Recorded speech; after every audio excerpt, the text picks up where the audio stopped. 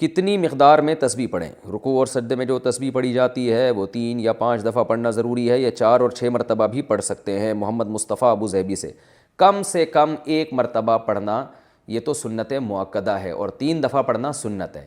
اور حدیث میں سجدے کے بارے میں فرمایا سبحان ربی الاعلیٰ پڑھو، اور رکوع میں فرمایا سبحان ربی العظیم، تو طاق عدد میں پڑھنا چاہیے۔ جب آپ انفرادی نماز پڑھ رہے ہیں تو 3، 5، 7، 11 جتنا اللہ آپ کو توفیق دے۔ ہمارے نبی نے تو بہت لمبے لمبے رکوع کیے ہیں جن میں آپ سبحان ربی العظیم سینکڑوں دفعہ پڑھا ہوگا آپ نے، اور سبحان ربی الاعلیٰ سجدے میں سینکڑوں دفعہ پڑھا ہوگا آپ صلی اللہ علیہ وسلم نے۔